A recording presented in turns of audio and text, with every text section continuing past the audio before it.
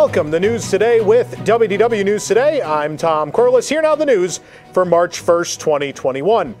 First off, before the news, you may notice we have a new backdrop. We have been working on the studio. It's our new backdrop that's going to be on a number of our shows. Obviously, this show, News Today with Universal Parks News Today, and as well WDW News Tonight on Thursday, and I'm sure more down the line. In celebration of us hitting 100,000 subscribers, which hopefully we're at by the time this airs or about to hit, we thought it would be a good time to introduce our new backdrop. So get ready to see a lot more of this and more of these park icons. There's more of them. There's actually 12 park icons from 12 Disney parks around the world. So it's pretty cool. But anyway, let's get on with the news. Walt Disney World has updated its face mask policy affecting guests dining at the resort. Brooke Geiger McDonald reported that guests are now required to wear face coverings at their table and may only be taken off while actively eating and drinking. The coverings must be worn at all other times, including standing, waiting, and sitting in dining locations. This is a change from the previous policy, which allowed guests to remove their masks once seated at their table. Since July, guests have only been permitted to remove their coverings when eating or drinking while stationary otherwise in the parks when not at a table service or counter service location. The new policy can be found on the My Disney Experience app as well as DisneyWorld.com. That being said, over the weekend, both number of readers and viewers, as well, we went to eat at a couple of places over the weekend as well, noted that this was definitely not being enforced or talked about at any location. So it's unclear if it's just not being enforced yet. Will it ever be enforced? Is it just, some legal cover for them? We don't really know yet, but we'll certainly keep you in the loop as we find out more. But they definitely went out of their way to change the wording on the official website and app, and there obviously has to be a reason for that. A ghostly new Magic Band from Dooney & Bourke is now available at Walt Disney World. The Haunted Mansion Magic Band matches the Dooney & Bourke bag collection that was released in September. The box features some of the Haunted Mansion's ghosts and guests as they appeared in their corruptible mortal state, well, probably also their ghost state. Just tried to work in a line from the attraction. The Magic Band itself is teal blue with the same design as the box. This Magic Band is a limited edition of 2,500. We found it at the Emporium at the Magic Kingdom for $58. Those Dooney bands are real expensive. Two new Noimos, or whatever you call them, have been released at Walt Disney World. It's Kermit the Frog and Miss Piggy of the Muppets. As well, new accessories were released today. The Fashion Collection #2 adds dozens of new accessories for the Disney Noimo friends. You can mix and match with previous collections, and you can check all this out on our website. Miss Piggy and Kermit retail for $17.99 each. The Patina Restaurant Group is hiring an executive pastry chef for the brand new Space 220 at Epcot. With futuristic style lounge seating, Space 220 will feel like guests will feel like they're in space, gazing down on Earth from an altitude of 220 miles, that is, above the Earth. Yeah, it'll look just like this backdrop. That's what it's going to be. I'm sure it'll look nicer. The role of executive pastry chef will contribute to the launch and continued success of Space 220 restaurant, to quote the job posting. Of course, Space 220 was originally supposed to open in winter 2019 and continues to be delayed. We've been keeping a close eye on the demolition of Innoventions West. The demolition is to make way for the Moana Journey of Water attraction. It'll soon be part of World Celebration, a new neighborhood.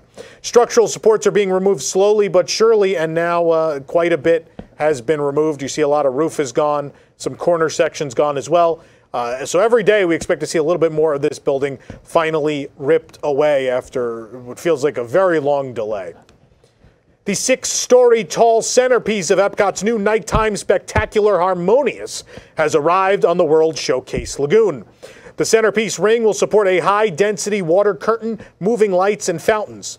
Some sections of the centerpiece have been covered with panels on the front. This paneling is expected to continue on the front and back. Numerous lighting fixtures can be seen on the perimeter of the ring. There's also those light arms as part of the barge as well. We've seen those before. This is a permanent addition to the lagoon, as are all the pieces of what Disney is calling the Compass, which includes these 4 screen barges, or as people have called them, the taco shells, and this big ring, which people have affectionately called, or maybe not affectionately, the Stargate. Once in position with the barge housing the ring in the center, elements of the show will include everything from media to fountains to lighting and pyrotechnics.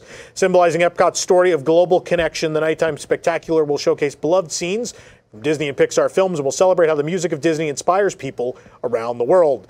Clearly, the internet has not been kind to this. It doesn't look great, and I will tell you during the day it looks terrible out there on the lagoon, at least in my opinion, and I hope the show is great, so at least it feels worth it. But even if the show is great, I'm not sure that this was the right decision. These should have been designed in a way where they could be moved in and out, just like the Reflections of Earth barges were. But yeah, it's not great. Last month, we reported that Walt Disney Imagineering filed a permit for a new popcorn kiosk in World Celebration at Epcot. We now have photographs of the construction progress. The permanent kiosk will be near the original Mouse Gear along its southern pathway. As construction continues on Innoventions East, you could see that they have worked on the foundation for this popcorn stand. There are wood markers, plumbing, and framing going in place already. We don't know when this will open, but it's coming soon. Imagineering also filed permits for Star Wars Galactic Star Cruiser this week, the upcoming interactive hotel near Galaxy's Edge at Hollywood Studios. The permits were for theatrical lighting and controls, and the contractor for that one is Candela Controls Incorporated, who specializes in lighting and worked on both the Coca-Cola store and Morimoto Asia at Disney Springs. The Star Cruiser will also include plenty of entertainment from characters who will interact with guests, including an encounter with Kylo Ren in the First Order when they invade the vessel. The concept art and storyline for Star Wars Galactic Star Cruiser definitely promise beautiful theatrical lighting. Can't wait to see what Candela Control does there. The second permit was for the installation of show sets. Imagineering called for fabrication and installation of show sets specifically, with the contractor being Adirondack Scenic Incorporated, which has worked on other Disney projects, including Belle's Castle and the Casey Jr. Splash and Soak Station in the Magic Kingdom. Again, Disney originally said that the Galactic Star Cruiser would open this year, but they have been quiet as of late. Since last summer, we have sat down for dinner a couple times at Mama Melrose's Ristorante Italiano on Grand Avenue at Hollywood Studios, and now we're ready to share those thoughts with you. So if you want to hear what I thought of an Italian restaurant at Disney World, I guess some of you probably already know, but if you want to read that review in full, you could go to WDWNT.com. Each month, Gideon's Bakehouse at Disney Springs has a different limited edition cookie. For March, guests can pick up our personal favorite, the Peanut Butter Chocolate Swirl. We reviewed this cookie in January when it was available for one day as part of the grand opening of Gideon's Bakehouse at Disney Springs. But if you'd like to read our thoughts on this, again, they're on our website. But I will tell you, my personal favorite of all the Gideon's cookies I've had so far, just like all the others, retails for $6. We recently spotted 2 new Big Feet plush at Disneyland Resort, but now you can add yet another. It's Baby Pegasus from Hercules. The plush has bright blue fluff for his mane and has a puffball tail to match. He also has little white wings on his back. The Baby Pegasus Big Feet plush retails for $26.99. We found it at the World of Disney at the Downtown Disney District in Anaheim. We now have a complete guide to all the food that'll be available at A Touch of Disney, the ticketed event coming to Disney California Adventure on March 18th. There is a lot, and so if you'd like to read all of that, please head to WDWNT.com. It seems like dozens and dozens and dozens of items we just don't have time for here. We interrupt this program to tell you that Starbucks has a new WandaVision Frappuccino. If you haven't heard, WandaVision is currently the most popular television series in the world. To celebrate the Disney Plus Marvel series, a special photo op opened at Disneyland, but now Starbucks has a Frappuccino made in its honor. You can read the review on our site, but it's a green tea cream-based Frappuccino created with a sweet strawberry puree, which resembles the hue of Wanda's powers. Get it in a venti size for $6.95 at the Disneyland Resort. Cast members at Disneyland Paris are taking advantage of the park's extended closure by working on routine refurbishments during the day. In a new series of videos, cast members take us through the different projects they are currently working on throughout the 2 parks. Thank you to Outside Ears for sharing. Routine repainting of the lower parts of Main Street USA's stores usually takes place at night, with the upper parts being repainted every 3 years, but cast have taken the opportunity to do this now. The Storybook store is currently surrounded with scaffolding as it receives maintenance usually planned for every 15 to 20 years. Signs for each store have been taken down and refreshed as well. Work is also happening inside the Main Street shops and restaurants, including the Market House Deli, where props are being fixed. The gazebo on Main Street USA, as well as Sleeping Beauty Castle, have been going under refurbishment. We've talked about those before. Similar to Main Street, facades in Fantasyland are also being renovated. And in the video, we see Chalet de la Marionnette, which has been completely cleaned and restored. We also showed you Snow White's Scary Adventures previously, but now we know that Pinocchio's Daring Journey is receiving a similar refurbishment. Many lights in the attraction have been replaced with LED, which makes the set seem brighter and last longer. And finally, last but not least, the Twilight Zone Tower of Terror is being refurbished at Walt Disney Studios.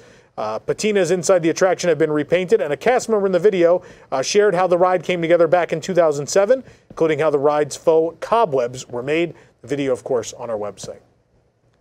From attraction posters to popcorn cranks and even obscure Critter Country backstory characters, Tokyo Disney Resort has quite the affinity for detailed figurine sets.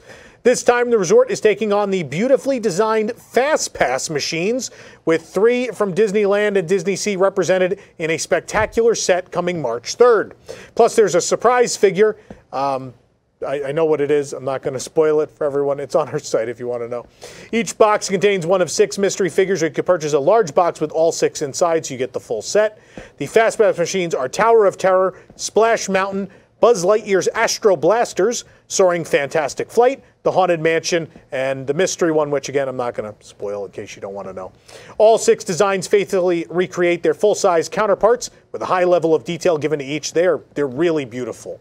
The detail on that Tower of Terror one is crazy. Obviously, I have asked Spencer to get these for me.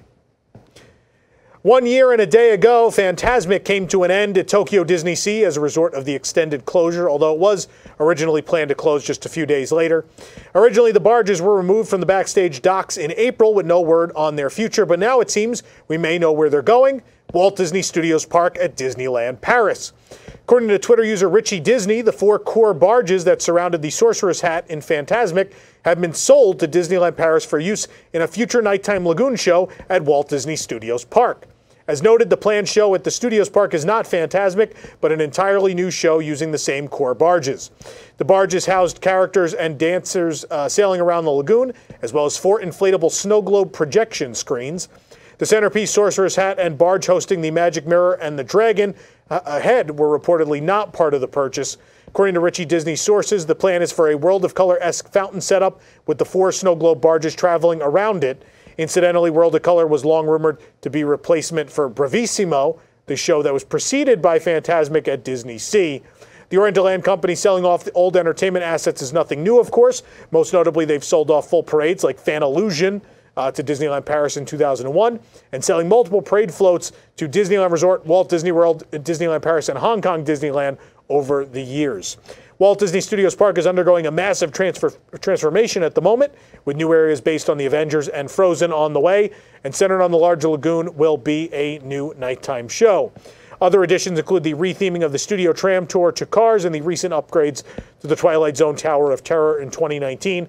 Meanwhile, at Disney Sea, they are gearing up for a new nighttime show for the 20th anniversary of the park called Believe, Sea of Dreams.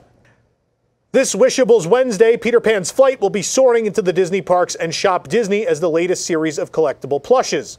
The mystery bags will include either Peter, Wendy, Nana, or one of 3 different colored pirate ship vehicles from the ride.